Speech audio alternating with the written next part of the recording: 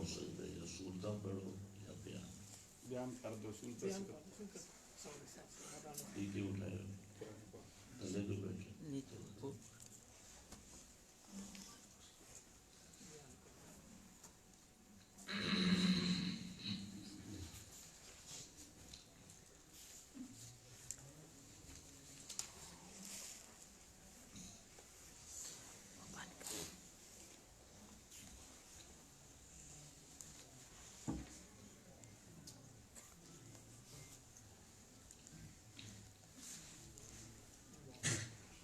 الحمد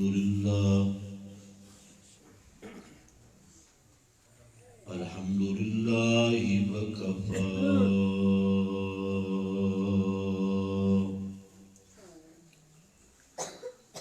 والصلاة والسلام على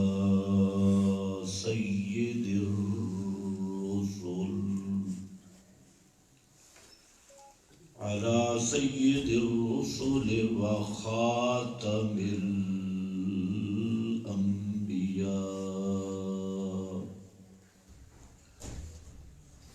أما بعد فأعوذ بالله من الشيطان الرجيم بسم الله الرحمن الرحيم إن في هذا لبلاغا لقوم عابدين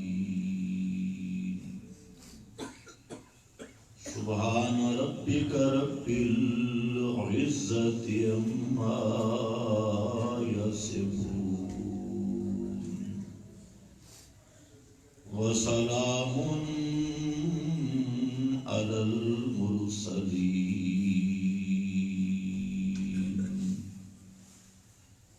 والحمد لله رب العالمين۔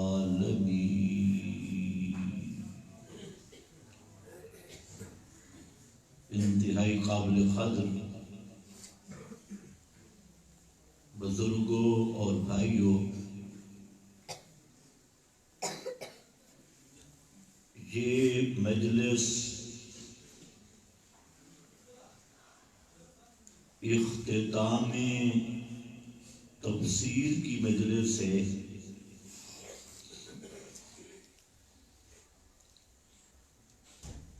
اس سلسلہ میں چند باتیں میں عرض کروں گا اور اس کے بعد آپ حضرات کے ذہن میں جتنے سوال، اعتراضات، جو کچھ بھی ہوں، آپ کو کھلی اجازت ہوگی سوال کرنے کی، اور بہتر طریقہ تو پرچی لکھنا ہے تاکہ ماحول گڑبڑ نہ ہو۔ بہرحال قرآن کریم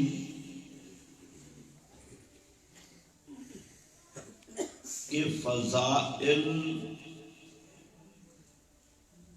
آپ حضرات نے بارہا سنے۔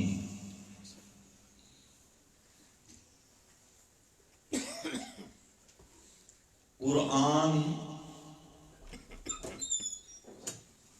اس کائنات میں وہ واحد کتاب ہے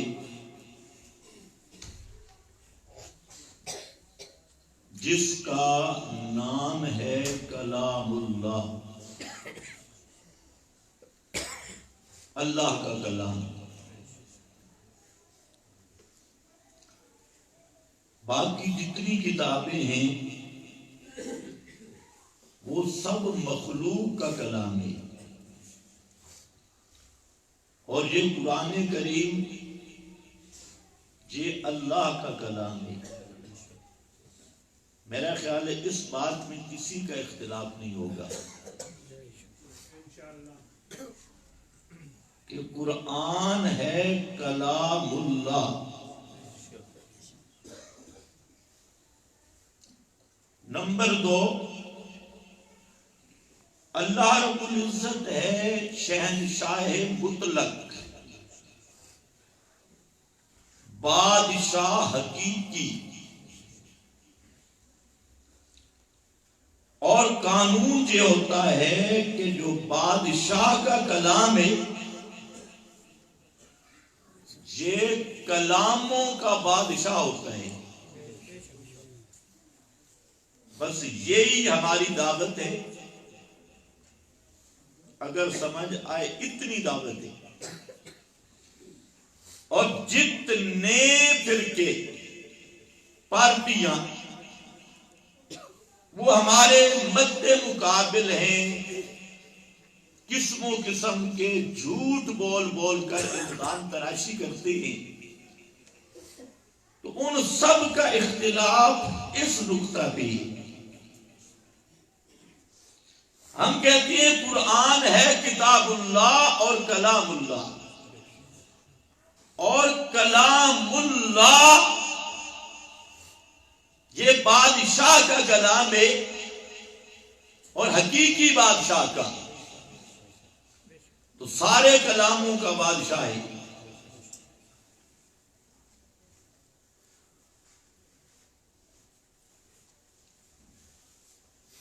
بات اتنی ہے، کھولنے کی ضرورت تو نہیں، اتنی بات ہے. پوری میری تقریر ختم ہے. یہ بادشاہ کا کلام، کلاموں کا آج سارے بولو، کلاموں کا بادشاہ. اور بادشاہ وہی ہوتا ہے جو نیچے لگے، بادشاہ وہی ہوتا ہے جس پر کسی کی چلے. فیصلہ کر لو. حقیقی بادشاہ، حقیقی آپ نے شک اس لیے کیا کہ آپ نے اپنے بادشاہ دیکھے ہوئے، اس لیے حقیقی بادشاہ وہ ہے جس کا حکم سب کے اوپر ہو اور وہ کسی کے زیر حکم نہ ہو. حقیقی بادشاہ وہ ہے. تو اس بادشاہ کا کلام، اس کی بھی شان یہ ہے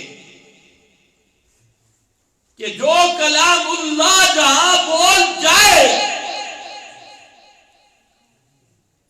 اس کے خلاف کوئی کتاب نہ چل سکتی ہو، کوئی روایت نہ چل سکتی ہو، کوئی راوی اس پر حاکم نہ بن سکتا ہو.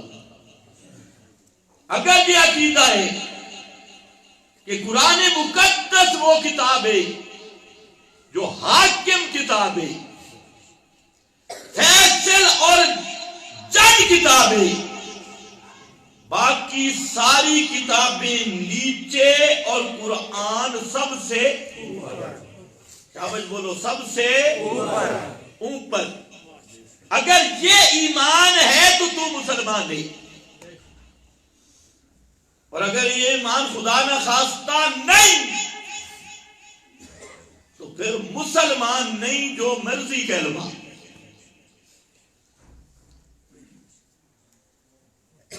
قرآن مقدس نے اپنا تعارف خود کروایا. میں صرف چند باتیں کر کے اپنی بات شروع کرتا ہوں. خود تعارف کرایا اور بڑے عجیب انداز میں فرمایا یہ قرآن، اس کی شان کیا ہے؟ کتاب عزیز. یہ قرآن کی شان میں قرآن خود بول رہے ہیں کتاب عزیز. عزیز کا معنی پنجابی چ نے بہت ڈاڈی کتاب، اور اردو میں سب پہ غالب عزیز غالب. اللہ کی شان بھی ہے العزیز. العزیز، اور العزیز کا معنی غالب. رب کی ذات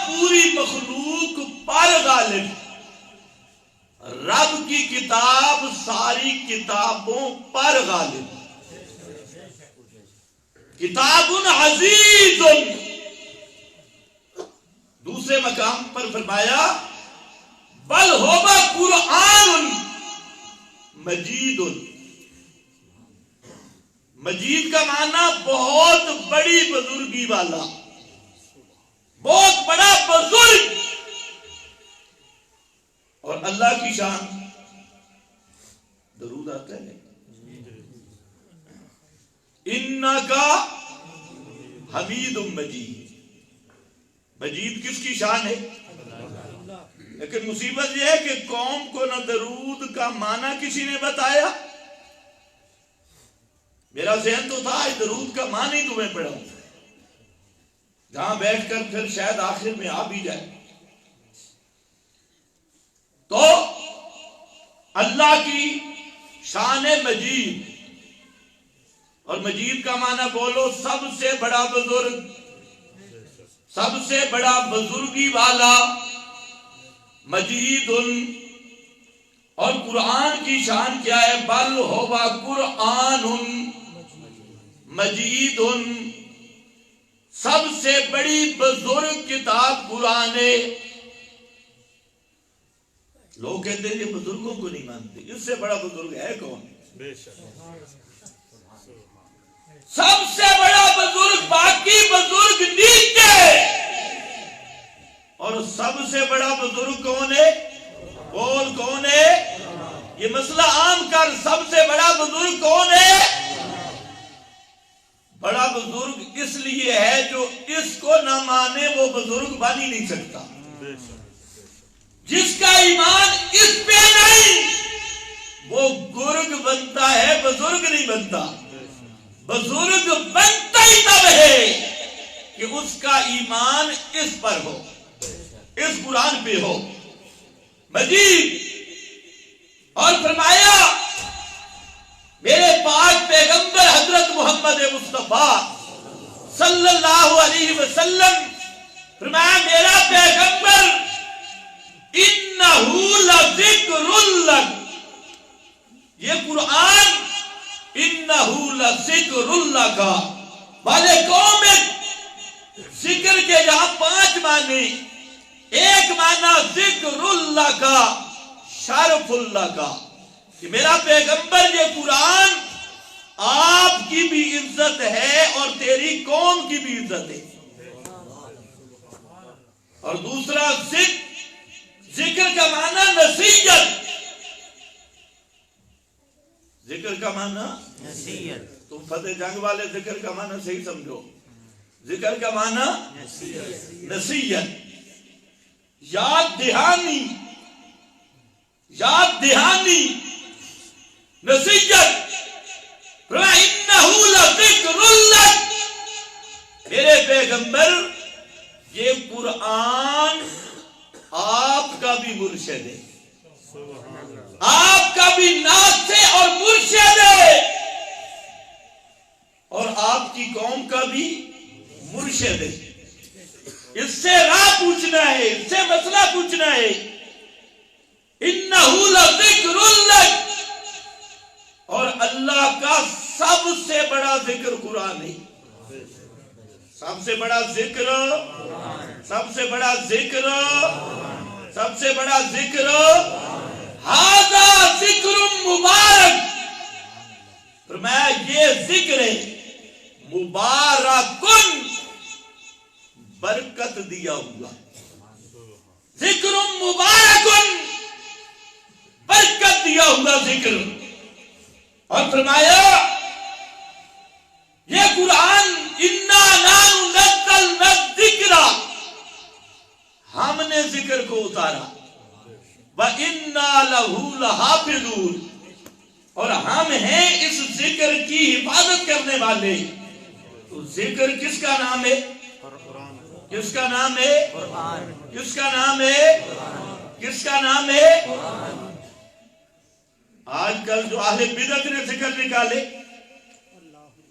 کربوگا شریف، فلانا شریف.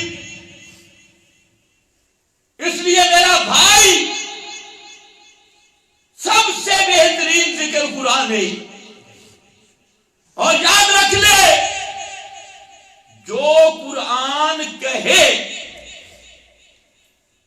جس پہ دستخط ہوں محمد مصطفیٰ کی، وہ عبادت اللہ کے ہاں قبول ہوتی ہے۔ جس پہ مہر محمدی موجود نہیں، وہ ایمان بھی قبول نہیں، وہ عمل بھی قبول نہیں۔ مت دھوکے کی طرف جانا، عمل تب قبول ہوگا کہ اس پر مہر محمد مصطفیٰ موجود ہو، لاکھوں پیروں کی مہر ہو، لیکن مہر محمدی نہیں۔ کعبہ کے رب کی قسم، وہ عمل کرنے والا جہنم میں ڈالا جائے گا، اور کسی پیر کی مہر نہیں تے مہر محمدی موجود ہے، وہ آدمی سیدھا جنت میں جائے گا، وہ آدمی سیدھا جنت میں جائے گا۔ اپنے ہوش سنبھال۔ چلو خیر، میں ایک لائن پہ ذرا چل لوں، پھر آپ کی تھوڑی سی ٹیوننگ کروں گا۔ قرآن کی شان مہیمن علیہ، جتنی کتابیں اللہ کی پہلی کتابیں یا مخلوق کی کتابیں، سب کتابوں پر مہیمن علیہ، یہ قرآن کنٹرول کرنے والی کتابیں۔ کون سی کتاب؟ کنٹرول کرنے والی۔ جو ناراض بیٹھے ہیں وہ بھی بولیں، کون سی؟ کنٹرول کرنے والی کتاب،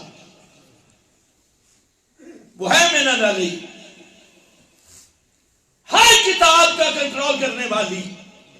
اور کنٹرول کرنے کا مطلب کسی کتاب کا کوئی مسئلہ اس وقت تک قابل قبول نہیں جب تک قرآن تصدیق نہ کرے، اور قرآن اپنی صداقت میں، اپنی سچائی میں دنیا کے کسی علم کی تصدیق کا محتاج نہیں، کسی علم کا محتاج۔ باقی ہر علم محتاج ہے کس کا؟ بولو شاباش، ہر علم محتاج ہے کس کا؟ ہر علم محتاج ہے کس کا؟ ہر سچ سچ ہونے میں محتاج ہے قرآن کا، ہر حق حق ہونے میں محتاج ہے تصدیق قرآن کا۔ اور قرآن وہ حق ہے، وہ سچ ہے، جس کو اپنی سچائی، اپنی حقانیت کا سرٹیفکیٹ اور سند کسی کتاب سے نہیں لینی، کسی بزرگ سے نہیں لینی، کسی پیر سے نہیں لینی، کسی بڑے مولوی سے نہیں لینی، کسی شیخ الحدیث سے نہیں لینی، کسی مدرسے والے سے نہیں لینی۔ قرآن وہ ہے کہ جس کی صداقت اور جس کی سچائی، جس کی حقانیت کلام اللہ ہونے کے اعتبار سے ہے۔ اس کا کلام اللہ ہونا ہی اس کی سچائی، اس کی حقانیت کی واضح دلیل ہے۔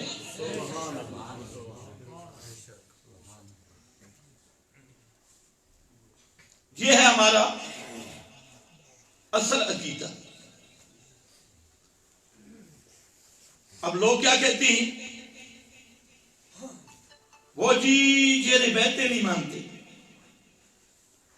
کوئی کہتا ہے بزرگوں کو نہیں مانتے۔ میں کہتا ہوں قرآن کے مد مقابل ہم کسی کو نہیں مانتے۔ توجہ ہے، قرآن کے مد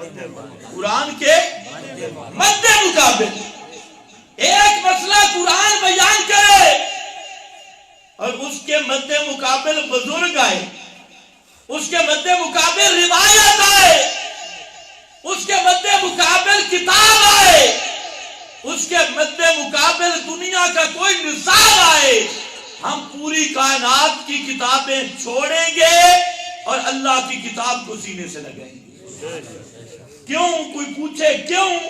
اس لیے کہ یہ قرآن ہے کلام اللہ۔ بولو قرآن کیا ہے؟ قرآن کیا ہے؟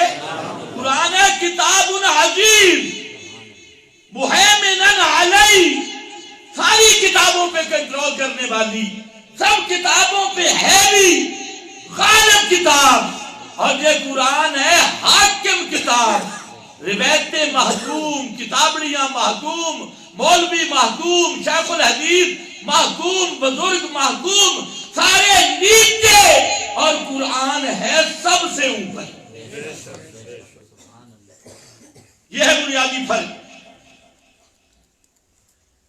اب میرا خیال ہے تھوڑا سا چلنا چاہیے. قرآن کا فیصلہ یہ ہے کہ مرنے کے بعد کوئی بھی دنیا والوں کا کلام سنتا نہیں, عادتاً سن سکتا نہیں. یہ قرآن کا فیصلہ ہے. اب اس کے مد مقابل ملا آئے, پیر آئے, کتابڑی آئے, روایت آئے, کتاب آئے, کسی کے دستخط آئے, کس کی طرف آؤ گے؟ قرآن کی طرف یا دوسری کتابیوں کی طرف؟ سبحان اللہ. یہ ہے قرآن کلام اللہ ہونا. آج ملا ختم قرآن کا پڑھتا ہے, تعبیر قرآن کے ساتھ لکھتا ہے, تلاوت قرآن کے ساتھ قرآن کی, اور ختم شتم ساری دے کے قرآن کے نام پہ کھاتا ہے. لیکن جب قرآن پڑھ کے سنایا جاتا ہے تو آگے سے کہتے ہیں قالا قالا رسول اللہ. حدیث میں آیا. آپ اللہ نے عقل بھی دیا ہے. پیغمبر کریم قرآن کے خلاف زبان کھول سکتی نہیں. وہ نبی کی حدیث اور وہ قرآن سے ٹکرائے, ایسا ممکن ہے صحیح؟ اللہ نے تو اپنے محبوب کو فرمایا اتبع ما یوحا اتلو ما اوحیا. میرے پیغمبر آپ نے قرآن کے پیچھے ہو کے چلنا ہے, قرآن کی اتباع کرنی ہے. اصل بے ایمان ملا وہ ہے ایک طرف قرآن اور مد مقابل روایتیں لے کے آئے, فلانی روایت میں یوں آ گیا, فلانی روایت میں یوں آ گیا. اب ذرا قرآن کا فیصلہ سن. سورہ فاتر 22واں پارہ ہے کہ آیت نمبر بھی 22 ہے, پارہ نمبر بھی 22 تے آیت نمبر بھی 22. گھروں میں جا کے ترجمہ دیکھنا. اللہ نے مسئلہ بیان کیا, فرمایا ما یستوی الاعمی والبصیر, ما یستوی الاعمی والبصیر. اندھا اور دیکھنے والا برابر نہیں, اندھا اور دیکھنے والا برابر نہیں. اب اس کو سمجھنے کے لیے کتنے علوم چاہیے بھائی؟ پی ایچ ڈی کیا ہوا ہو, کس کالج کا فارغ ہوگا کہ سمجھے گا اندھا اور دیکھنے والا برابر نہیں ہے؟ سبحان اللہ. کتنا عجیب سادہ انداز ہے قرآن کا. فرمایا ما یستوی الاعمی والبصیر.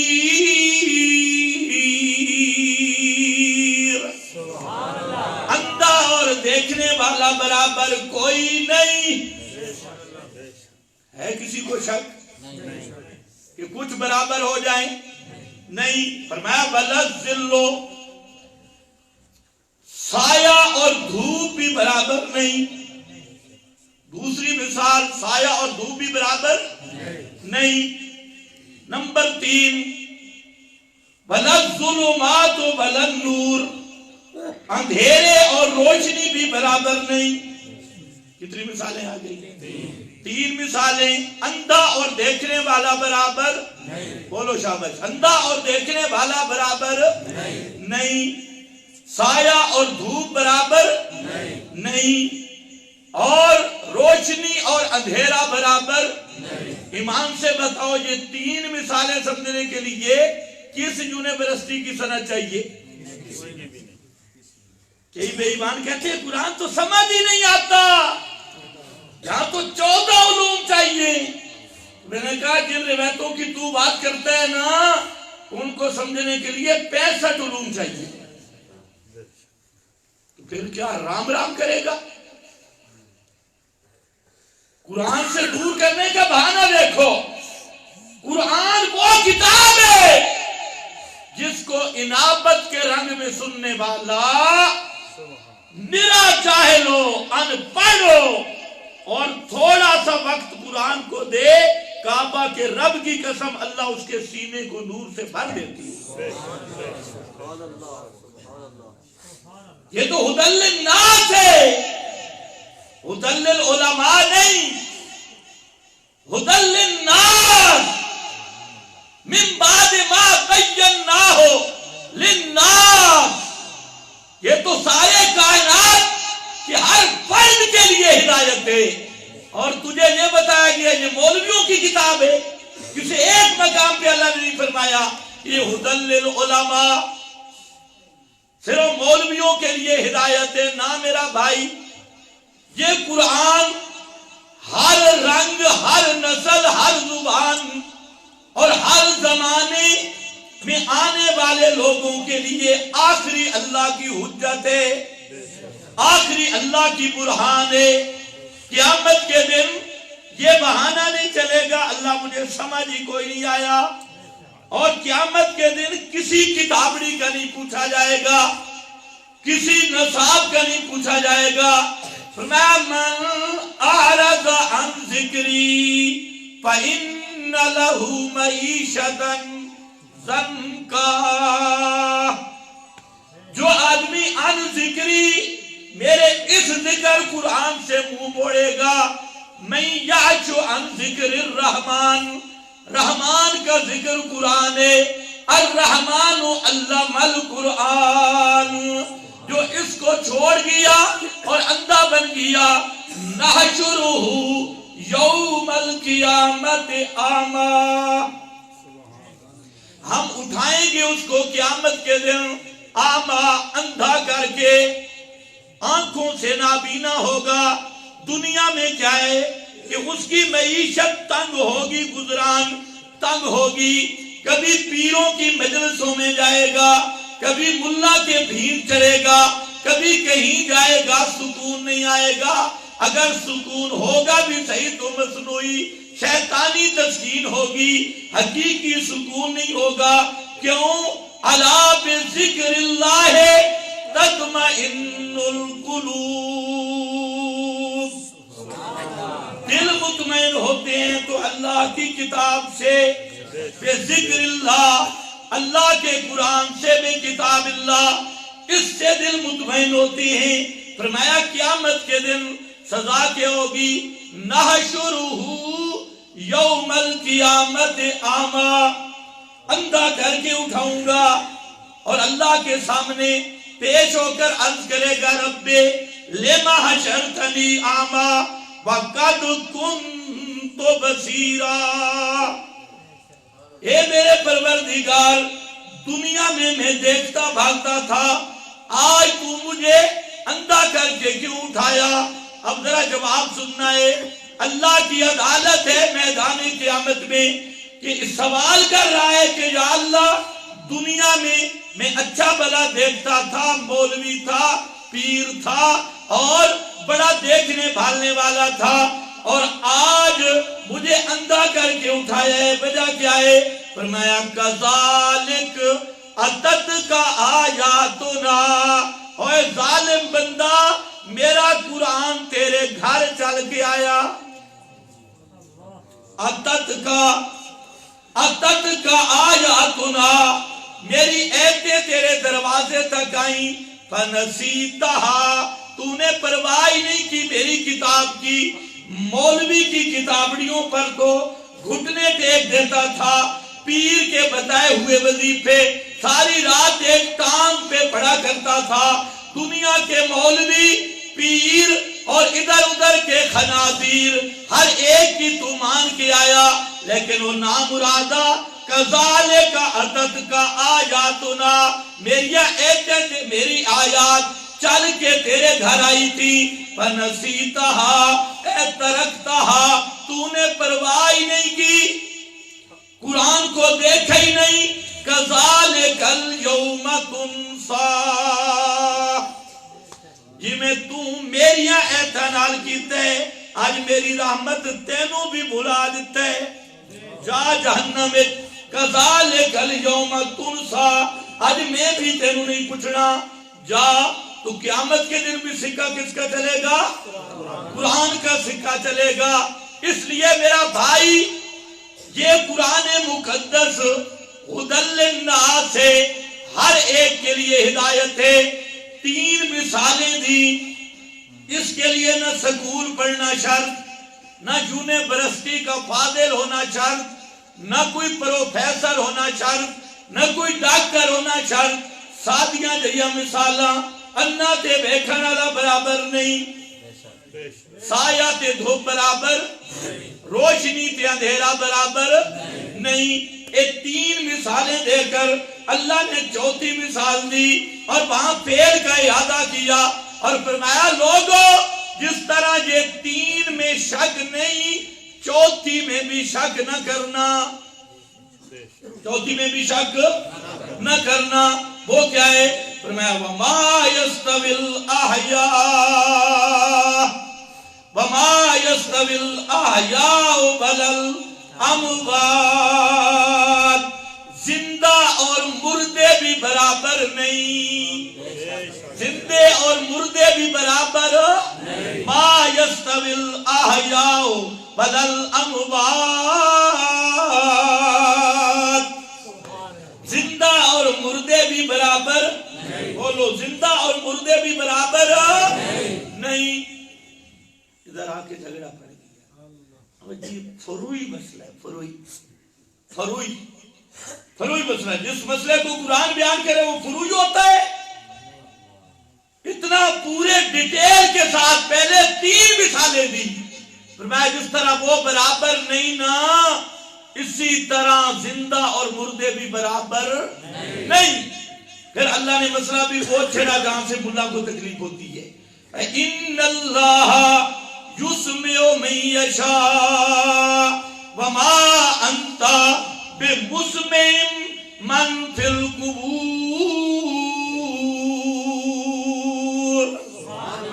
ما انت بمسمع من فی القبور۔ اللہ چاہے جس کو سنا دے، اس کی طاقت ہے۔ وہ حضرت ابراہیم پہ آگ جلنے والی آگ کا چخا، اس کو کہہ دے یا نارو کونی بردا۔ اللہ کو طاقت ہے، وہ دریائے نیل کو اس کی لہروں کو سنا دے، پہاڑوں کو کہے یا جبالو ابے بھی، آسمان کو خطاب کرے، زمین کو سنا دے۔ اللہ جس کو چاہے جس چیز کو چاہے سنا سکتا ہے، لیکن قانون کیا ہے؟ ما انتا بمسمع، اے میرے پاک پیغمبر آپ نہیں سنا سکتے من فی القبور،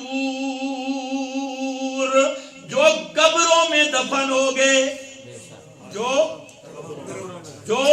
قبروں میں دفن ہو گئے۔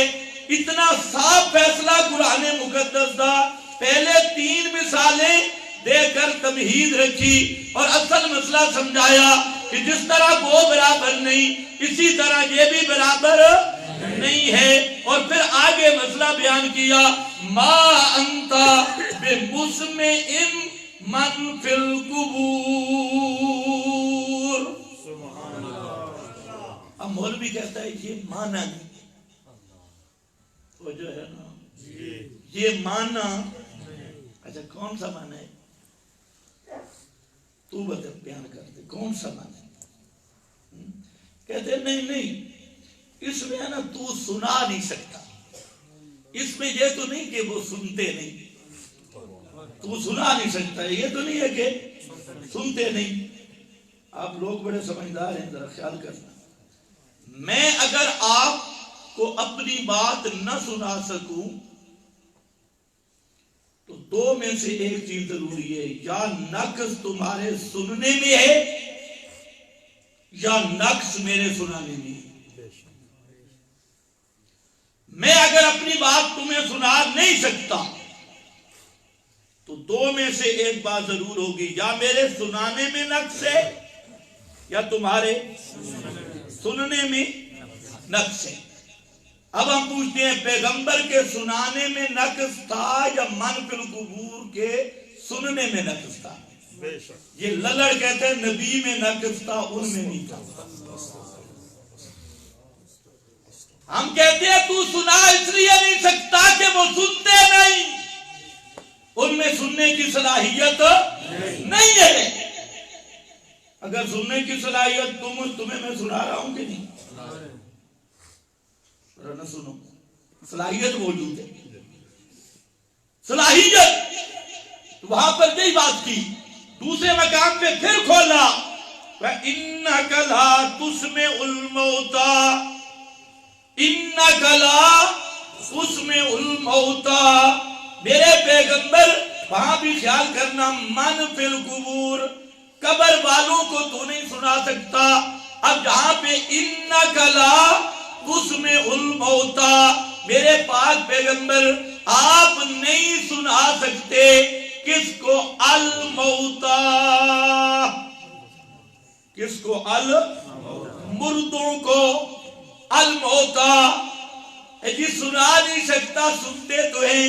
میں نے کہا ذرا آگے بھی پڑھ، وَلَا تُسْمِعُ الصُّمَّ، اور نہیں سنا سکتا بہرے کو، ہو بھی بہرا، اِذَا وَلَّوْا مُدْبِرِينَ،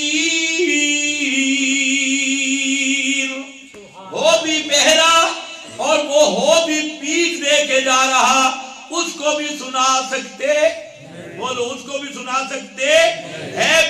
ڈورا قد، سم اس بہرے کو کہتے ہیں جس کا سما بھی نہ ہو، قوت سماعت پیدا ہی نہ ہو، اعلیٰ سماعت، قوت سماعت ہو نہیں، پھر بہرا سامنے ہو، کچھ ہونٹوں کا ہلنا، کچھ اشارے ہو سکتے ہیں، سمجھ لو ہو بھی بہرا، اور اذا ولوا مدبرین، پیٹھ دے کے جا رہا ہو، اس کو سنا سکو گے؟ اب مانا کرو تو سنا نہیں سکتا، ویسے بہرے سنتے ہیں، تو سنا نہیں سکتا ویسے بہرے، یہ ملا بے ایمان کی بے ایمانی ہے، سنا نہیں سکتا ویسے سنتے ہیں، اندھوں کو دکھا نہیں سکتا پر اندھے دیکھتے ہیں، جو دیکھے وہ اندھا ہوگا، جو سنے وہ بہرا ہوگا۔ کیسے خدا کے کلام میں بھی تعریف کرتی ہے، سن میں جو معنی کر رہا ہوں نا ان آیتوں کا، یہ میرا معنی نہیں، یہ اس کا معنی بیان کر رہا ہوں جس کے بستر پہ قرآن ہے۔ حضرت عائشہ صدیقہ رضی اللہ تعالیٰ عنہا، انہوں نے یہ معنی کیا، ما انت بمسمع من فی القبور کا بھی، انک لا تسمع الموتى کا بھی انہوں نے فرمایا، اور میری نمان فتاوی دارالعلوم دیوبند اٹھا، اس میں لکھا ہے کیف یقول رسول اللہ فقد قال اللہ انک لا تسمع الموتى وما انت بمسمع من فی القبور، اللہ کے پیغمبر یہ کہہ ہی نہیں سکتے کہ کوئی مردہ سنے، اس لیے کہ اللہ کا قرآن کہتا ہے کہ قبروں والے نہیں سنتے۔ نعرہ تکبیر، عظمت قرآن، توجہ ہے؟ کس نے معنی کیا؟ سیدہ کائنات حضرت عائشہ صدیقہ۔ اور میرا سوال ہے، جب آپ پیش کرتے ہیں کیا کہتے ہیں؟ اچھا بزرگوں نے نہیں سمجھا تو میں کہتا ہوں صحابہ نے نہیں سمجھا، حضرت عائشہ صدیقہ نے نہیں سمجھا، اور تیرے 4 ٹکوں کے ملا کو سمجھ آیا۔ اور حضرت عائشہ وہ ہیں جنہوں نے پورا قرآن محمد مصطفیٰ سے سمجھا ہے۔ پورا قرآن کس سے سمجھا ہے؟ محمد الرسول اللہ صلی اللہ علیہ وسلم سے۔ اور سن، جب سیدہ کائنات نے یہ معنی کر دیا، اس کے بعد 110 ہجری تک صحابہ کا زمانہ ہے۔ 110 تھک تو نہیں رہے، 110 ہجری صحابہ کا زمانہ ہے۔ پوری تحدی اور چیلنج کے ساتھ کہتا ہوں کہ 110 ہجری تک ایک صحابی پیش کر دیجئے جس نے ام المومنین کے اس بیان کیے ہوئے معنی پہ اعتراض کیا۔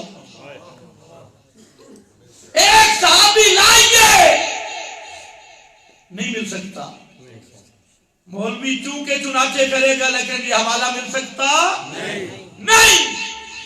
چلو یار ہم تو پھر بھی معاف کر دینے والے لوگ ہیں. اگر ایسا حوالہ نہیں ملتا تو کسی ایک صحابی کا ایسا لے آ جو مانا تو کرتا ہے کہ صحابی کرے. توجہ ہے کہ نہیں؟ اور ان ایتوں کا جو مانا تو کرتا ہے کسی صحابی سے پیش کر دے. لیکن قیامت آ جائے گی صحابی سے پیش کدھر سے پیش کرے؟ سیوطی کہتا ہے، سبکی کہتا ہے، بہتی کہتا ہے. سیوطی سبکی یہ بعد کے لوگ ہیں. میں محمد عربی کے صحابہ کی بات کر رہا ہوں. اور اشاعت التوحید والے تم کو مبارک ہو. اللہ کا قرآن تم پیش کر رہے ہو، اس کا معنی پیغمبر کے صحابہ سے، نبی کے صحابہ سے. پھر کتنا بدبخت ہے جو اشاعت التوحید کو چھوڑ کر کوئی پیروں کے نیچے چلا جائے، کوئی ذکر جاہری کے پیچھے چلا جائے اور بدعتوں میں شیطان بن جائے. اللہ کی کتاب کو چھوڑ کر گونگا شیطان بن کے رہے. اس سے بڑا مرتد کون ہوگا؟ اس سے بڑا بدبخت شیطان کون ہوگا؟ اللہ حفاظت کرنا. اللہ اونچا کرو. اللہ بنی اسرائیلی اللہ انہوں نے من سلبہ دیتا ہے. من سلبہ انہوں نے کہا چس نہیں آ رہی، چس نہیں آ رہی. من سلوہ حلوہ بھی مل رہے ہیں، بٹیر بھی مل رہے ہیں، لیکن مزہ نہیں. ادعو لنا مزہ نہیں ہے. کہنے لگے ہمیں تو دال چاہیے، بصل شسل پیاز، پیاز ٹماٹر دالاں. ایمان سے بتاؤ من سلوہ اچھا تھا یا یہ دال اچھی تھی؟ بنی اسرائیل کی طرح قرآن و سنت کو چھوڑ کر بدعات کی کھائیوں میں مت اترو ورنہ جہنم کے علاوہ کچھ نصیب نہیں ہوگا. اب آ واپس کہتے ہیں جی بزرگ. میں نے کہا کوئی بڑا بزرگ تیرے پاس ہوگا، میں پیش کرتا ہوں. امام ابو حنیفہ بزرگ ہے یا نہیں؟ جی امام اعظم امام ابو حنیفہ 10 کتابوں میں مسئلہ لکھا ہے کہ امام صاحب نے ایک بزرگ کو دیکھا، وہ ایک ولی اللہ کی قبر پہ آ رہا تھا. امام صاحب آئے، امام اعظم امام ابو حنیفہ رحمت اللہ تعالی علیہ، انہوں نے کان لگائے صوفی کیا کر رہا ہے. اور جو صوفی ہوتے ہیں نا الامان والحفیظ، اللہ محفوظ رکھے. کان لگائے. وہ صوفی کہہ رہا تھا کہ اتیتکم من شہور، کئی مہینے ہو گئے بابا میں تیری قبر پہ آ رہا ہوں اور پتہ نہیں تجھے میرے آنے کا پتہ ہے بھی نہیں. کچا صوفی. آج والا بے ایمان تو کہتا ہے چڑی چڑا دیکھتی، پہچان بھی لیتی، سنتے بھی ہے. اس نے کہا پتہ نہیں، مجھے تو پتہ ہی نہیں کہ آپ جانتے بھی ہیں یا نہیں. اگر جانتے ہیں تو میں صرف اتنی بات کہتا ہوں، ادعو اللہ، میرے لیے اللہ سے دعا کر بابا.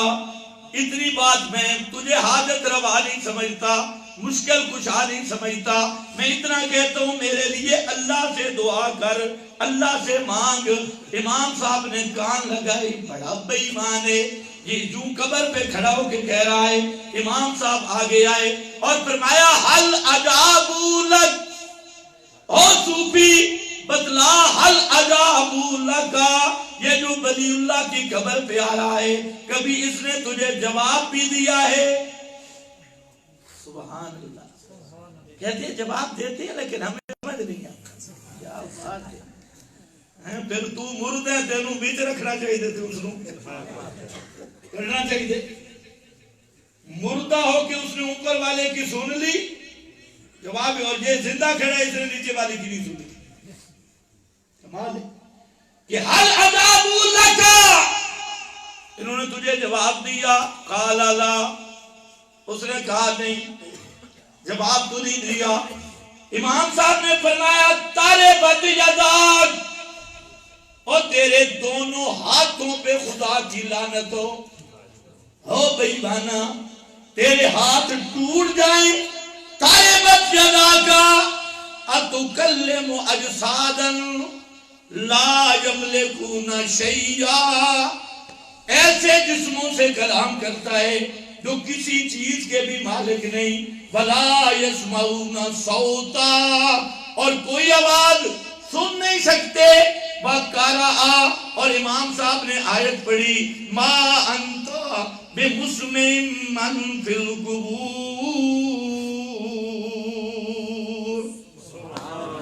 یہ آیت پڑھ کے مسئلہ سمجھایا اور فرمایا کوئی آواز بھی سنتے نہیں تیری.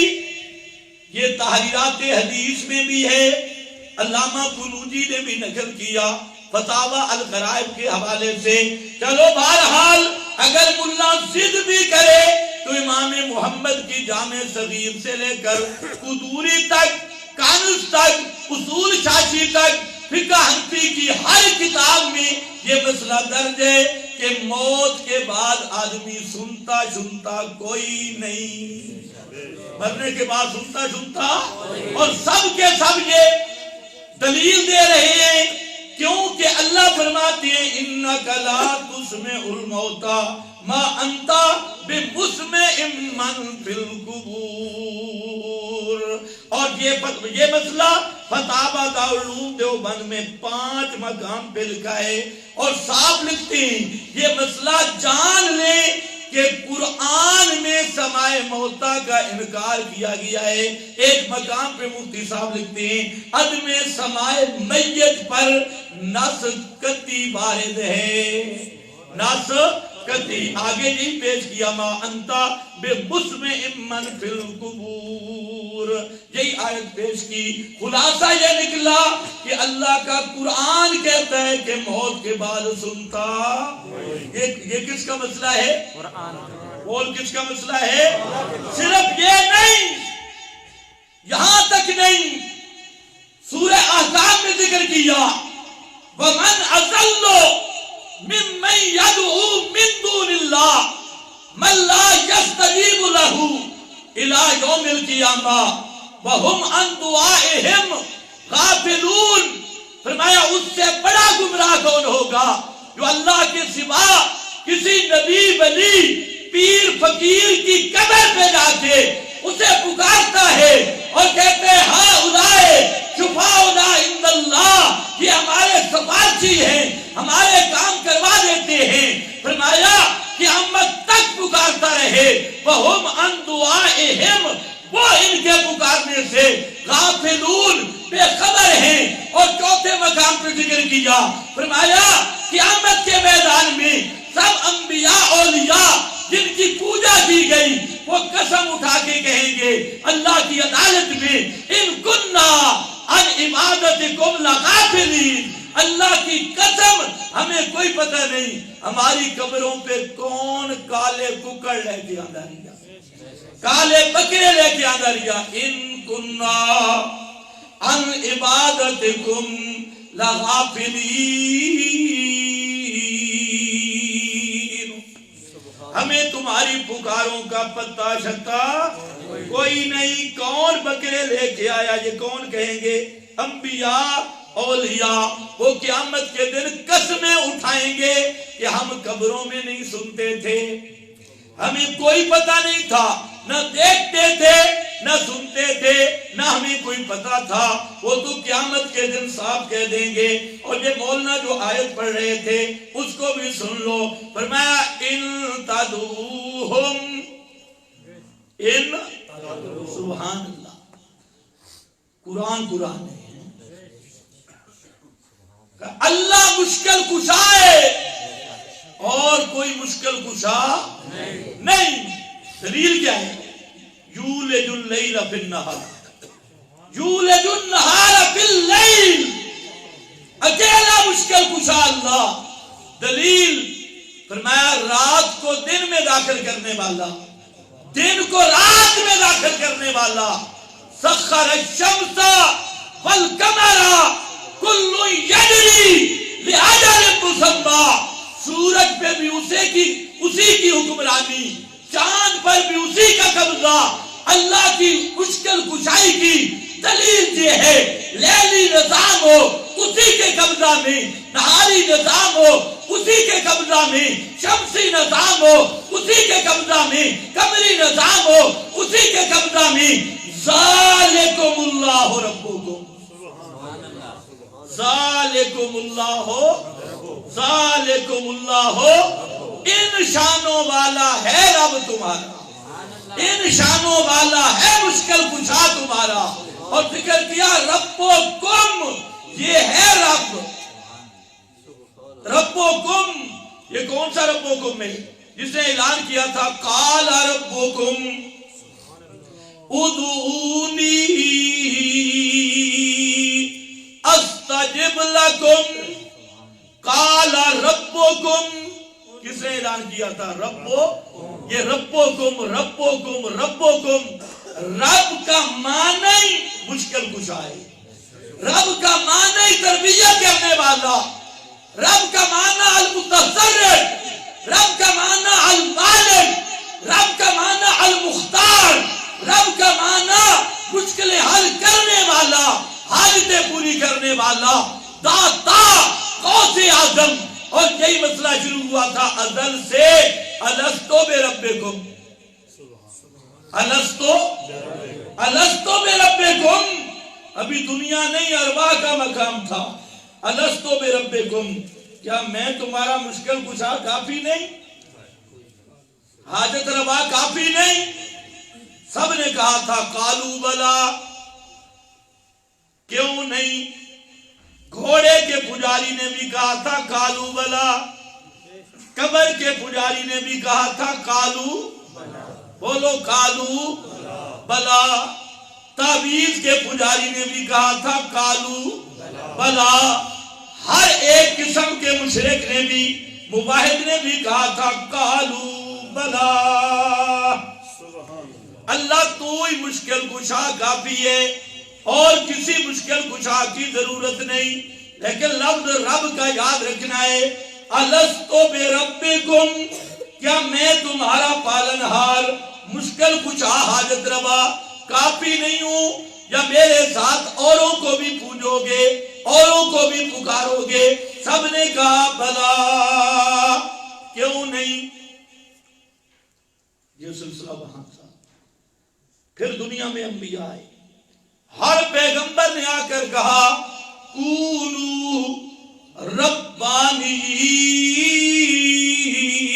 ربانیین، کونو ربانیین، اوپر جو وعدہ کر کے آئے تھے قالوا بلا، اسی وعدے پہ پکے رہو، اور ہر مشکل میں پکارو اللہ کو، ہر حاجت میں پکارو اللہ کو، کیونکہ رب وہ ہے، داتا وہ ہے، مشکل کشا وہ ہے، حاجت روا وہ ہے، کھوٹی قسمتیں کھری کرنے والا وہ ہے، غوث اعظم وہ ہے، اسی کو پکارو۔ اور اسی پر رب نے گارنٹی دی، ان الذین قالوا ربنا اللہ، ان الذین قالوا،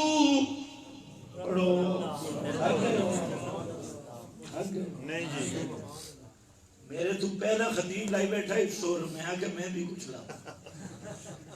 ان الذین قالوا، سارے پڑھو، ربنا اللہ، بے شک وہ لوگ جنہوں نے اندروں ہو کے آکھا، قالوا، عقیدہ رکھ کے کہا، ربنا اللہ، ہمارا حاجت روا کون، ہمارا مشکل کشا کون، ہمارا داتا کون، ہماری کھوٹی قسمتیں کھری کرنے والا کون، ربنا اللہ، ربنا اللہ، قالوا بلا ربنا اللہ، ثم استقاموا، ثم استقاموا، پھر اسی پہ ڈٹ گئے، کسی پیر کے ڈٹ نہیں چڑھے، ثم استقاموا، نہ خربوزے والے سے گمراہ ہوئے، نہ کودے والے سے گمراہ ہوئے نہ کربوگے والے سے گمراہ ہوئے. کیا کہا؟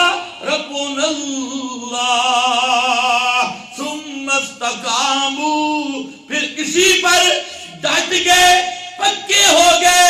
تتنزل علیہم الملائکہ، تتنزل علیہم الملائکہ اللہ تخافوا ولا تحزنوا وابشروا بالجنہ، ابشروا بالجنہ.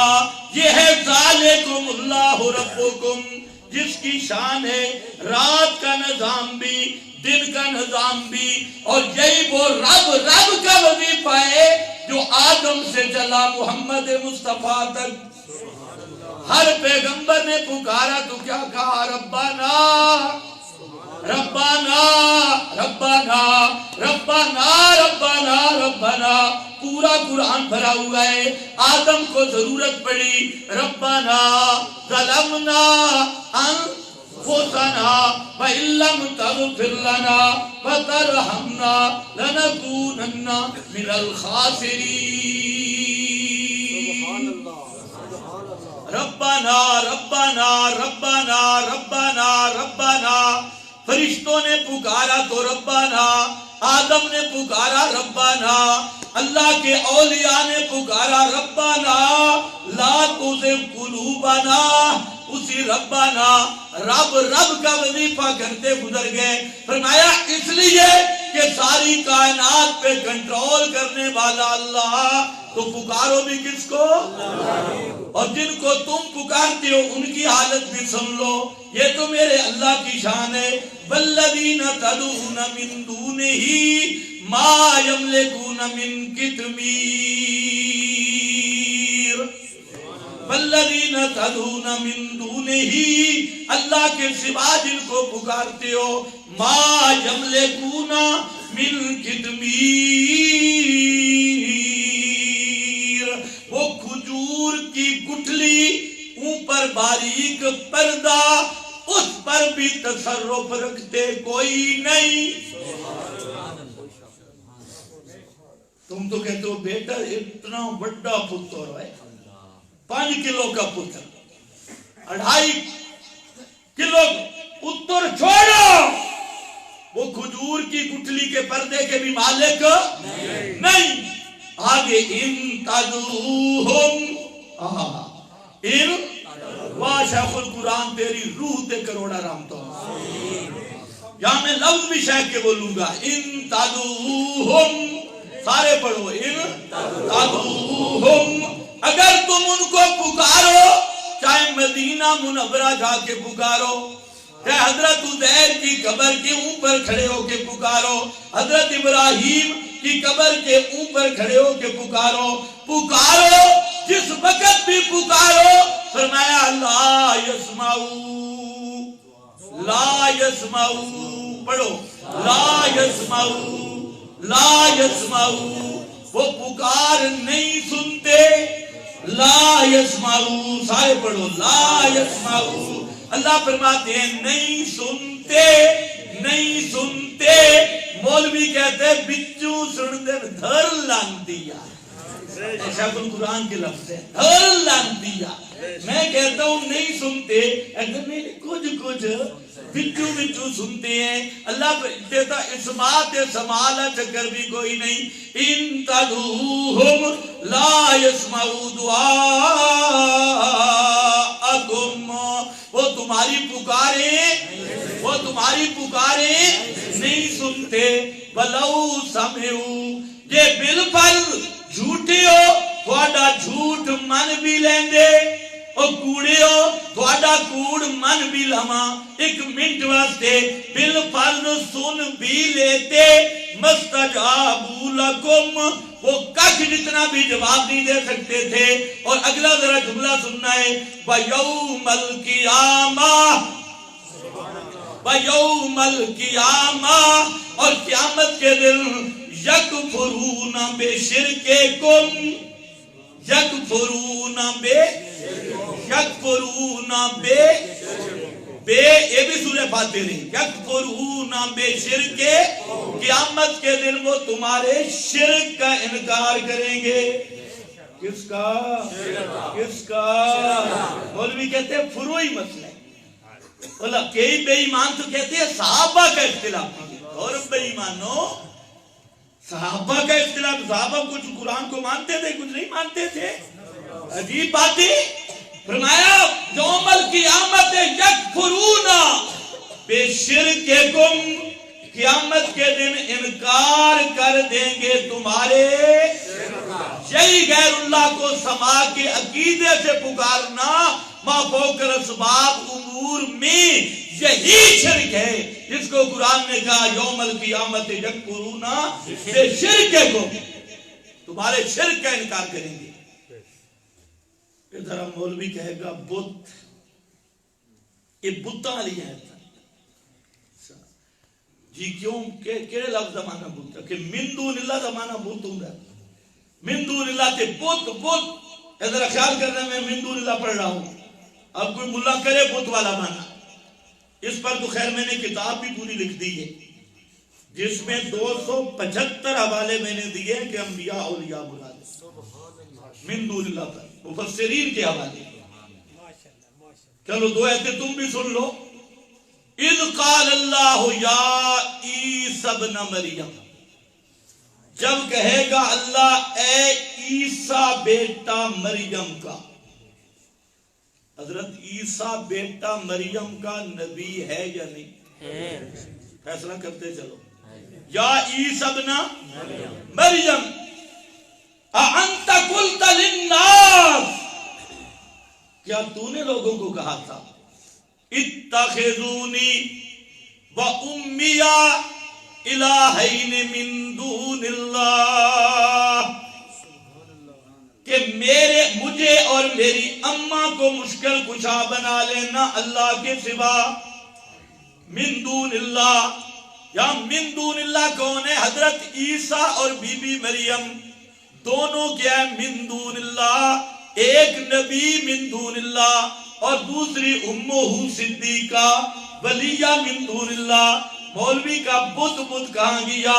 اور دوسری آیت سورہ آل عمران میں ہے، فرمایا ما کان لبشر ان یؤتیہ اللہ الکتاب والحکم والنبوہ ثم یقول للناس کونوا عبادا لی من دون اللہ۔ احمد رضا خان نے تو یہاں لکھا ہے کہ من دون اللہ سے مراد محمد مصطفیٰ، فتاوی رضویہ میں لکھ گیا من دون اللہ سے مراد جہاں محمد مصطفیٰ، مولوی اونج نہیں پھلتا ہے نہیں پھلتا نہیں۔ ما کانا لے بشر، ایسا بشر جس کو کتاب بھی ملے، نبوت بھی ملے اور حکم حکمت بھی ملے، اس کو بھی قرآن کہتا ہے من دون اللہ۔ من دون اللہ، خاص نبی کو کہا من دون اللہ۔ تو یہ بہانہ کہاں گیا؟ چل یار تجھے لمبے چکر میں نہیں ڈالتا، آج سن خاص آیت بھی سن۔ یوم یجمع اللہ الرسل، یوم یجمع اللہ الرسل، جس دن جمع کرے گا اللہ رسولوں کو۔ کس کو جمع کرے گا؟ کس کو جمع کرے گا؟ اتنا نہیں کر لیں، کس کو جمع کرے گا؟ یوم یجمع اللہ الرسل فیقول ماذا اجبتم، ماذا اجبتم۔ 150 سے زیادہ مفسرین نے جو معنی کیا اور اس پر آگے دلائل ذکر کیے وہ میں پیش کر رہا ہوں۔ قالوا لا علم لنا، اے بعد وفاتنا، بعد مماتنا، بعد وفاتنا، اللہ سوال کریں گے او میرے پاک رسولو تمہاری امتوں نے تمہارے ساتھ کیا رویہ اختیار کیا تھا، کیا معاملہ کیا تھا، کیسے قبول کیے گئے تم، لوگوں نے کیا کہا تمہیں، کیسا رویہ اختیار کیا۔ سب کے سب رسول کہیں گے اللہ جب تک ہم زندہ رہے ہمیں پتہ ہے، اور ہماری موت کے بعد امتیں کیا کرتی رہ گئی، لا علم لنا، ہمیں پتہ کوئی نہیں۔ کیوں؟ جب ہم دنیا سے چلے گئے دنیا ہم سے غائب ہو گئی، دنیا ہم سے کیونکہ اسباب ختم ہو گئے، اور جہاں اسباب ختم ہو جائیں اسی کو غیب کہتے ہیں، علم غیب کہتے ہیں، علم ما فوق الاسباب کو ہے۔ ہم دنیا سے چلے گئے، اسباب ختم ہو گئے، اور اسباب ختم ہو گئے تو یہ غیب بن گیا، انکا انتا علام الغیوب۔ علماء جانتے ہیں جملہ معللہ ہے، لا علم لنا کی علت ہے، کہتے ہیں اللہ موت کے بعد ہمیں اپنی امتوں کا اس لیے پتہ نہیں کہ وہ معاملہ غیب کا بن گیا، اور سارے غیبوں کو جاننے والا کون؟ سارے غیبوں کا جاننے والا کون ہے؟ انکا انتا، بالکل بے شک تو ہی تو، اور کوئی ایسی ہستی نہیں جو ہر غیب کو جانے۔ تو اب جو مردوں کے آدھا تن سننے کا قائل ہے وہ مردوں کو غیب دان سمجھ رہا ہے، علم غیب ان میں مان رہا ہے، اور اللہ کے سوا کسی کو غیب دان سمجھنے والا کیا بنتا ہے؟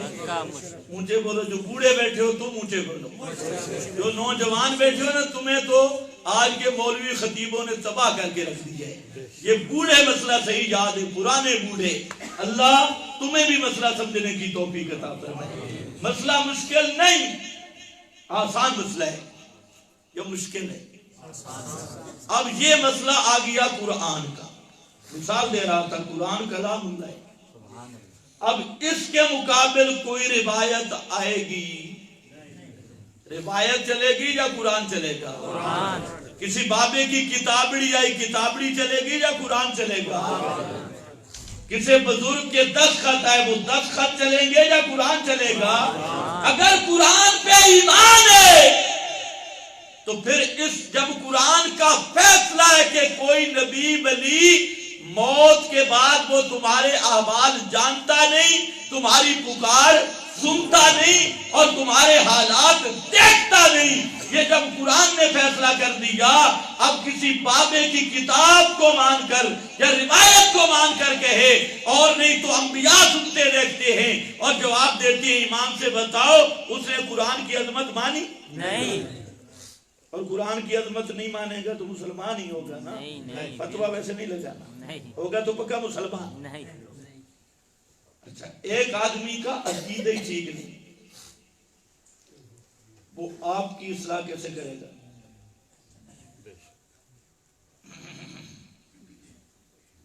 سب سے پہلی چیز کیا ہے؟ عقیدہ۔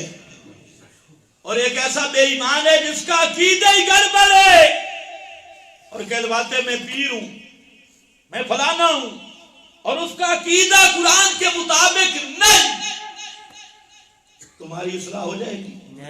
اونچے ایمان سے بولو، ہو جائے گی؟ اونچے بولو، اس کی اپنی نہیں ہے۔ جس کا عقیدہ ٹھیک ہو گیا اس کی اصلاح اندر کی ہوگی، اور لاکھوں عمل کر لے، ایک ذرہ جتنا عقیدے میں شرک آ گیا، کعبہ کے رب کی قسم بخشش نہیں ہوگی۔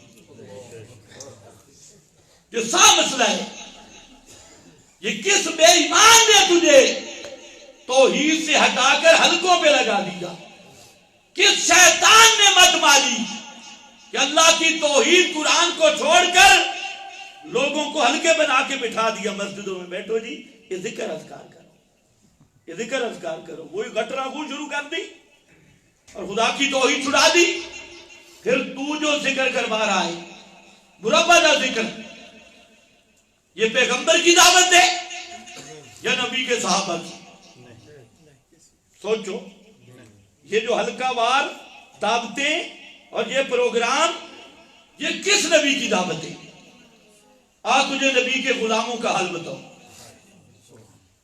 مسند دارمی میں حضرت عبداللہ بن مسعود رضی اللہ تعالیٰ عنہ ان کو کسی نے بتایا کہ آج میں نے ایک نیا کام دیکھا ہے، مسجد میں کوئی صوفی بیٹھے ہیں اور حلقہ بنا کے ذکر کر رہے ہیں۔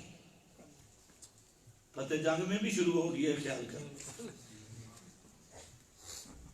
غیرت بھی کرو تو خیال بھی کرو، دونوں چیزوں سے کام بنے گا۔ اگر جس کو توحید و سنت کی غیرت نہیں نا، توحید و سنت کے معاملے میں غیرت نہیں، اس کا ایمان پہ کبھی خاتمہ نہیں ہو سکتا۔ اللہ نے صحابہ کو گارنٹی ادھر دی ہے جہاں غیرت کا مسئلہ بیان کیا۔ اولئک هم الراشدون کا آگا پیچھے دیکھ لو، امتحان اللہ قلوبہم للتقوی کو دیکھ لو۔ اس لیے میرا نوجوان بھائی غور سے سن، بوڑھے تو انشاءاللہ خراب نہیں ہوں گے، پرانے پکے لوگ تو اپنی فکر کر۔ حضرت عبداللہ ابن مسعود نے فرمایا شاگرد کو، اب وہ صوفی آئیں تو مجھے بتانا، وہ جو مجلس میں حلقے بنا کے بیٹھے تھے، ایک کہتے وہ گالیاں نہیں نکال رہے تھے، کہتے اتنی دفعہ درود پڑھو، اتنی دفعہ لا الہ الا اللہ، اتنی دفعہ فلاں، اتنی دفعہ فلاں، ایک حید بنے۔ حضرت عبداللہ ابن مسعود آئے، بتایا گیا صوفی تو پھر مسجد میں اکٹھے ہیں، شب جمعہ ہے، پھر اکٹھے ہو گئے۔ حضرت عبداللہ ابن مسعود آئے اور فرمایا ایوہ الناس، او لوگو مجھے پہچانتے ہو میں کون ہوں؟ سب نے اوپر دیکھا، جانتے ہو مجھے میں کون ہوں؟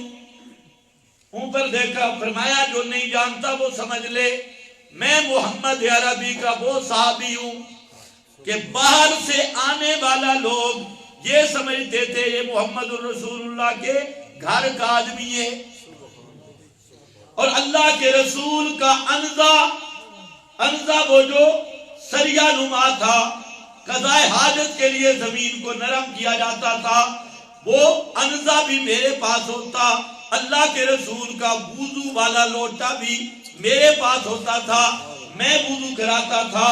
اور فرمایا اے لوگوں ابھی تک اللہ کے رسول کے کپڑے بھی پرانے نہیں ہوئے، ثیابہ لم تبلا، وہ کپڑے بھی پرانے نہیں ہوئے، اور آنیتہ لم تکسر، اللہ کے رسول جن برتنوں میں پانی پیتے تھے وہ برتن بھی ابھی تک نہیں ٹوٹے، وہ بھی محفوظ ہیں۔ اتیتم ببدعۃ ظلماء، تم بڑی اندھیری بدعت لائے ہو، تم بڑی اندھیری بدعت لائے ہو، یہ جو تم ہلکے والے کام کر کے ہلکے بنے بیٹھے ہو، یہ کام نبی کے صحابہ نے نہیں کیا، یہ پیغمبر نے نہیں کیا، صحابہ نے نہیں کیا، اس لیے تم بدعت لائے، اور بدعت بھی بڑی اندھیری بدعت لائے ہو، اندھیری بدعت لائے ہو۔ یہ کس نے کہا؟ حضرت عبداللہ ابن مسعود۔ یہ میرا فتویٰ نہیں، تیرے مفتی کا فتویٰ نہیں، یہ وہ صحابی ہے حضرت عبداللہ ابن مسعود رضی اللہ تعالیٰ عنہ جس کے بارے میں امام الانبیاء نے فرمایا لوگو جو تمہیں ابن مسعود فتویٰ دے اسی خضوع، اسی پہ عمل کیا کرو۔ یہ حضرت محمد مصطفیٰ کا سند یافتہ مفتی ہے حضرت عبداللہ ابن مسعود۔ آج کل تم تو مفتی بناتے ہو نا، مفتیوں کی مشین لگائی ہوئی ہے، 8 سال کے جاہل کو لگاتی ہیں 1 سال مشین میں، اور دوسرے سال مفتی کورس والا مفتی بن کے نکلتا ہے، اور تو بالکل اناڑی ہے۔ یہ ابتداء نہیں، مفتی کے لیے اجتہاد شرط ہے، سب علماء جانتی ہیں۔ حضرت عبداللہ ابن عمر میرے نبی کا صحابی ہے، آخر عمر میں نابینے ہو گئے تو ایک مسجد میں گئے، 7 شاگرد تھا، اس مسجد میں حلقہ بازی شروع ہو گئی۔ حضرت عبداللہ ابن عمر نے کیا فرمایا؟ فرمایا اخرج بنا من هذا المسجد، اس مسجد سے مجھے لے جا، کیونکہ یہ بدعتی ہے، اور بدعتیوں کی مسجد میں ابن عمر نماز اپنی بھی نہیں پڑھتا۔ تو تک ہم رگڑی نہیں کھڑا، بدعتیوں کے پیچھے نمازیں پڑھتا ہے کہ نہیں پڑھتا؟ خوف خدا کر، اپنی نماز بچا، ایمان سے بتا، اگر کپڑا پلیت ہے نماز ہو جائے گی؟ یہ جو میرے پٹھان بھائی بیٹھے ہیں یہ بہت اچھے لوگ ہیں، لیکن یہ کام یہ نہیں کرتے، ان سے میرا گلہ ہے۔ کہتے ہم نے اپنی نماز پڑھنی ہے، جہاں بھی پڑھنی ہے، بھئی نماز تو اپنی پڑھنی ہے، آگے بھی دیکھو کہ کوئی انسان کا بچہ ہے یا کیا چیز ہے۔ امام کی نماز نہیں تو مقتدی کی بھی نہیں۔ اچھا امام بے وضو ہے، تم نے اس کے پیچھے نماز پڑھی، آپ کی ہو جائے گی؟ جی اونچے بولو، کیوں نہیں ہوگی؟ مقتدی کی نماز موقوف ہے کس کی نماز پہ؟ الامام ضامن۔ اچھا بے وضو امام کو پاک ہونے کے لیے ایک لوٹا لگتا ہے، ایک لوٹا پانی کا لگائے نا تو بے وضو امام پاک ہو سکتا ہے۔ اور جس بدعتی اور مشرک کو تم نے امام بنایا، یہ حالت شرک اور حالت بدعت اعتقادی میں 7 سمندر بھی ان پہ الٹ دو نا، اور آب زمزم میں انہیں غوطے بھی دو تو خدا کی قسم پاک پھر بھی نہیں ہو سکتے۔ معمولی مسئلہ نہیں، دین کو مذاق نہ بناؤ۔ سب سے شرک کے بعد سب سے بڑا گناہ بدعت ہے، اس لیے کہ قرآن نے فیصلہ کیا۔ سبحان اللہ، کیا فیصلہ ہے؟ فرمایا قل ان کنتم تحبون اللہ فاتبعونی یحببکم اللہ۔ اور کائنات والو، اگر اللہ کی رضا کے کام کرنے ہیں تو اس کے لیے شرط ہے اتباع محمد مصطفیٰ۔ فاتبعونی یحببکم اللہ۔ اور فرمایا لقد کان لکم فی رسول اللہ اسوۃ حسنہ۔ فرمایا محمد مصطفیٰ کے طریقے میں سب سے بہترین نمونہ۔ اور یار یا تو محمد جیا کوئی سونا بکھا ہو، یہ محمد مصطفیٰ جیا سونا کوئی نہیں نا، پھر کسی کا طریقہ بھی سونا خائستہ ہو سکتا نہیں، پھر طریقہ بھی چلے گا طریقے محمد مصطفیٰ صلی اللہ علیہ وسلم۔ اور لوگوں یہ بات ذہن میں ڈال لو، کعبہ کے رب کی قسم، قیامت کے دن جب ترازو لگے گی، ترازو میں وہاں سکہ چلے گا تو سنت محمد الرسول اللہ کا سکہ چلے گا۔ کسے پیر کی مہر نہیں چلے گی، کسے مولوی کی مہر نہیں چلے گی، کوئی کسی کا عمل قبول نہیں ہوگا جب تک اس عمل پر حضرت محمد مصطفیٰ کے دستخط نہیں ہوں گے۔ تو ذکر کی بات کرتا ہے، وہ جہاد بھی قبول نہیں ہوگا جو جہاد میرے نبی کی سنت کے مطابق نہیں ہوگا۔ حضرت معاویہ، سب کہہ دو رضی اللہ تعالی، میرے نبی کا صحابی ہے۔ سبحان اللہ۔ ایک قوم کے ساتھ معاہدہ تھا، حضرت معاویہ کا نام ہے تو رضی اللہ دل سے کہا کرو۔ یہ تمہیں جو اسلام ملا ہے نا حضرت معاویہ کے جہاد کی برکت سے، وہی مبارک جہاد تھا۔ تو حضرت معاویہ رضی اللہ تعالیٰ عنہ، ایک علاقہ معاہدہ تھا مشرکین کے ساتھ، معاہدہ ختم ہوا، مثلا سوموار کے دن مثال دے رہا ہوں تک معاہدہ تھا۔ حضرت معاویہ نے فوجیں جمع کی، سوموار سے پہلے اس ایریے میں فوجیں جمع کر لی، اور جو ہی وہ وقت پورا ہوا معاہدہ کا تو یکدم حملہ کیا اور کئی کلومیٹر تک علاقے فتح کر لیے، کئی شہر فتح کر لیے۔ وہ فتح کرتے جا رہے ہیں، حضرت معاویہ پیچھے ایک بوڑھا صحابی آواز کر رہا ہے، آواز دے رہا ہے حضرت معاویہ کو کہ یہ فتح نہیں، یہ غدر ہے، یہ فتح نہیں ہے۔ حضرت معاویہ کے کانوں پہ آواز پڑی، یہ کون ہے پیچھے سے آنے والا؟ وہ صحابی اباسا، وہ صحابی آگے آیا اور اس نے کہا اے معاویہ، ہم جنگ کرتے ہیں اللہ کو راضی کرنے کے لیے، لیکن یہ جو آپ نے کام کیا ہے یہ میرے نبی کی سنت کے خلاف ہے۔ میرے نبی کی کیسے؟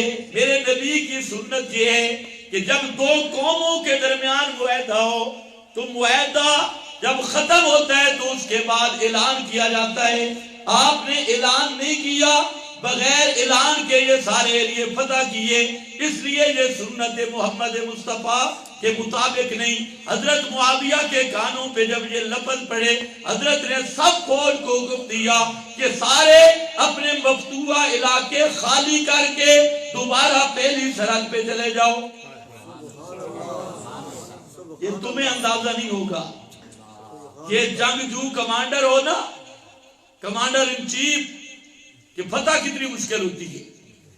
اور پھر سارے فتح شدہ علاقے وہ دشمن کے حوالے کر کے اور آپ پہلی جگہ پہ آ جانا، کیونکہ حضرت معاویہ کو پتا تھا قیامت کے دن فتوحات کی قیمت بھی تب پڑے گی جن پر مہر محمد موجود ہوگی صلی اللہ علیہ وسلم. تو نے سمجھا کیا ہے کہ اپنی طرف سے مصلحت بیان کرتے ہیں، چونکہ اس کا یہ فائدہ ہے، چنانچہ اس کا یہ فائدہ ہے، چونکہ اس کا یہ فائدہ ہے.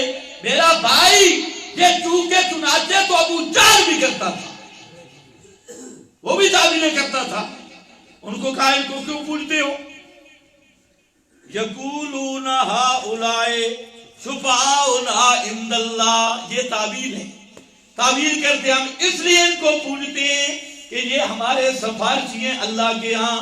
ما نعبدہم الا لیقربونا الی اللہ زلفا، یہ ہمارے وسیلہ ہیں. یوں تعویلیں کرتا تھا. اس لیے میرا بھائی قرآن مقدس کی عزت کا تقاضا یہ کہ جب مسئلہ ایک طرف قرآن بیان کر دے اس کے مقابل کسی چیز کو بھی نہ ماننا، کسی چیز کو بھی نہ کتاب نہ روایت نہ کوئی چیز. دو مسئلے میں نے بیان کیے. ایک مسئلہ جس کا تعلق توحید کے ساتھ ہے، شرک کا پہلا پھاٹک وہ مردوں کے سننے کا عقیدہ ہے. قرآن نے جڑ پہ لمبا رکھا اور فرمایا کوئی بھی سنتا یہ کس کا مسئلہ ہے؟ قرآن کا. نہیں سنتے. اور دوسرے نمبر پہ عمل کے بارے میں اللہ کے قرآن نے اجازت دے دیا ہے کہ عمل وہ مقبول ہوگا جس پر مہر محمدی سے تصدیق ہوگی. دنیا کے سارے پیر ایک طرف ہوں، سارے ملا ایک طرف ہوں، ساری کائنات ایک طرف ہو، لیکن عمل پہ محمد مصطفیٰ کی مہر موجود نہیں. اللہ نے اس عمل کو جہنم میں مار دینا ہے. نعرہ تکبیر، نعرہ محمد رسول اللہ، نعرہ صحابہ، عظمت قرآن. نعرے بھی تم خلاف سنت رہ جاتے. نعرہ تکبیر تو سمجھ آتا ہے وہ کیا ہے؟ تھک گئے ہو؟ بس کر دوں. نعرہ تکبیر تو کیا ہے؟ اچھا، نعرہ رسالت کیا ہے؟ نعرہ رسالت کا پہلے معنی ذرا سمجھو. رسول کا نعرہ، تو رسول کا نعرہ کون سا ہے؟ رسول نے ساری زندگی کون سا نعرہ لگایا؟ کبر ہو تکبیرہ. پیغمبر کا نعرہ بھی، نعرہ رسالت بھی کیا ہے؟ اللہ ہو اکبر. اچھا، نعرہ صدیقیہ کیا ہے؟ ایک تو وہ ہے نا مینڈ کے کہ نعرہ رسالت، اور اس کے بعد ابو بکر عمر عثمان چھوڑ کے نعرہ حیدر. یہ تین جمپ آگے لگا ہے. پھر حضرت علی کے بعد کہاں؟ وہ 5ویں 6ویں صدی میں نعرہ غوثیہ. اور اتنا بندے دا پتر بن 5ویں 6ویں صدی جا کھڑے، پیچھے سارے چھوڑ دی تیری بدول. نعرہ غوثیہ اور انج نعرے نہیں. نعرہ تکبیر بھی کہے اللہ ہو اکبر، رسول دا نعرہ بھی اللہ ہو اکبر، صدیق دا نعرہ بھی اللہ ہو اکبر، عمر فاروق دا نعرہ بھی اللہ ہو اکبر، حضرت عثمان دا نعرہ بھی اللہ ہو اکبر، نعرہ حیدری بھی اللہ ہو اکبر. سب دا نعرہ ایک ہی ہے، اللہ ہو اکبر. توجہ ہے؟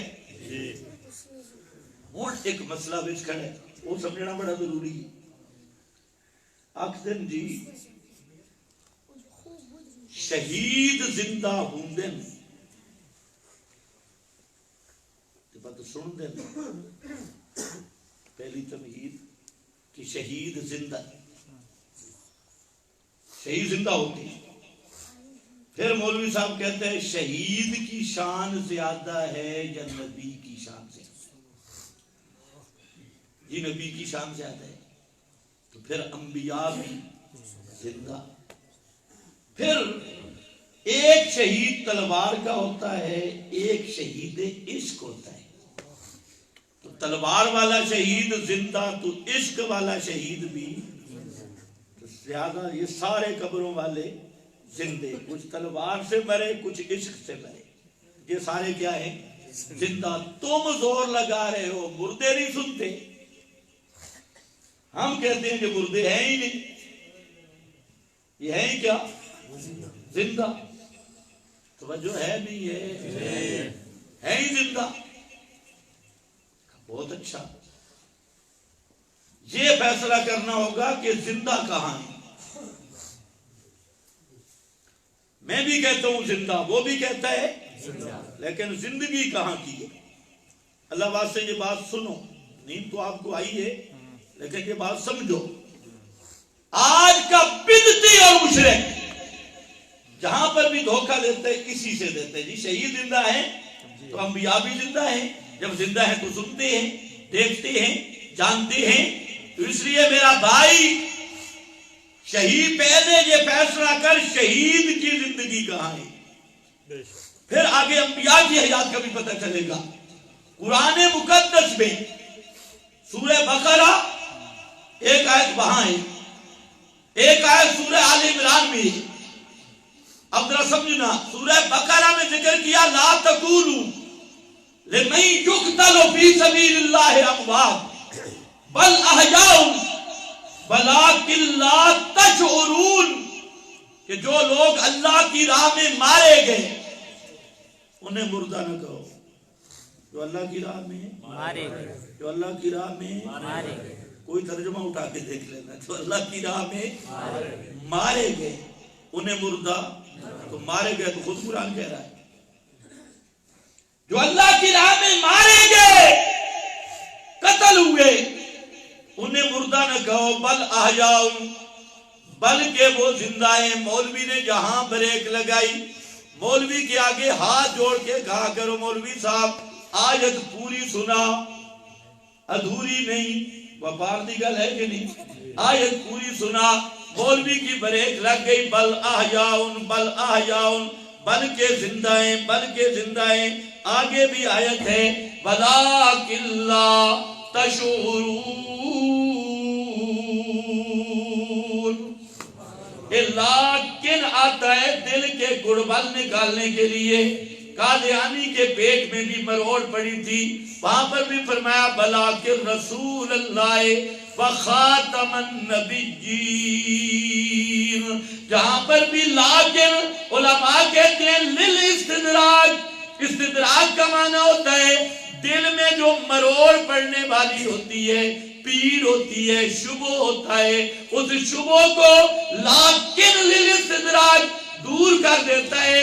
جہاں مولویوں نے ڈانس کرنی تھی، دیکھو جی بل احیاء، شہید زندہ، شہید زندہ، شہید زندہ. اللہ نے فرمایا اگے بھی مر. لیکن لا تشعرون.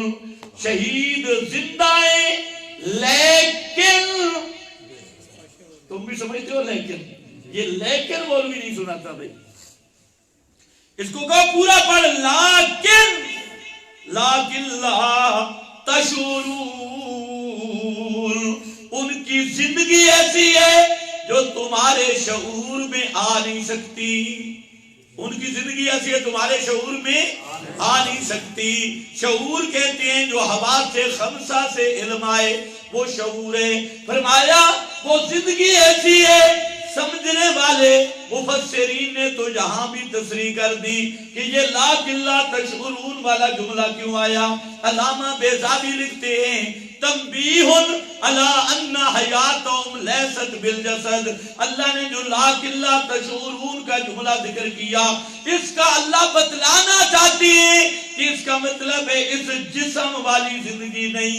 یہی بات علامہ سیالکوٹی نے لکھی اور یہی بات حضرت نانوتوی نے لکھی آب حیات میں، دیوبند کے بانی نے لکھی، فرمایا شہید اور مومن کی روح کا اس بدن کے ساتھ کوئی تعلق نہیں ہوتا۔ عجب 40 میں حضرت نانوتوی لکھتے ہیں قرآن نے شہید کو زندہ کہا لیکن جسم شہید کا مردہ ہے۔ لفظ کیا لکھا؟ مردہ ہے، یہ وہاں پر لکھا ہے۔ تو یہاں پر علامہ روح المعانی والا علامہ آلوسی ابو حیان الاندلسی نے یہاں پر لکھا، مفسر نے، شہیر مفسر، احیاء دون اجسادہم، زندہ ہے لیکن یہ جسم زندہ نہیں ہے۔ اور بیضاوی، سیالکوٹی، خفاجی سب کے سب لکھ گئے، لیکن قرآن نے خود بھی آگے بیان کر دیا لیکن لا تشعرون۔ اب آیا سورہ آل عمران، توجہ ہے جی، اور سمجھ رہے ہو کہ نہیں؟ پھر دوبارہ ذکر کیا اور فرمایا لا تحسبن الذین قتلوا فی سبیل اللہ امواتا، آگے بل احیاء عند ربہم، بل احیاء عند، اور بقرہ میں کیا تھا؟ بل احیاء ولکن لا تشعرون، تمہیں شعور نہیں۔ اب آل عمران آ گئی، عند ربہم یرزقون، کدھر زندہ ہیں؟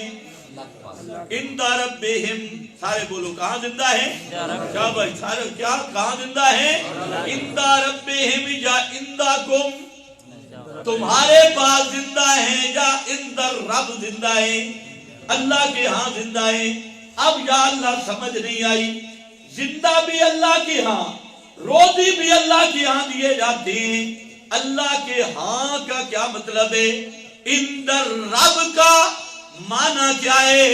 اب ذرا سورہ یاسین، اللہ نے وہاں شہید کا واقعہ بیان کیا، وہ جو بندہ آیا تھا مسئلہ توحید کی حمایت میں، دھاڑ کرنے والا، حمایت کرنے والا، اس آدمی نے جب مسئلہ توحید بیان کیا لوگوں نے اسے قتل کیا، اس کا جسم لوگوں کے پاؤں کے نیچے روندا جا رہا تھا۔ اللہ نے فرمایا قیل ادخل الجنہ، قیل ادخل الجنہ۔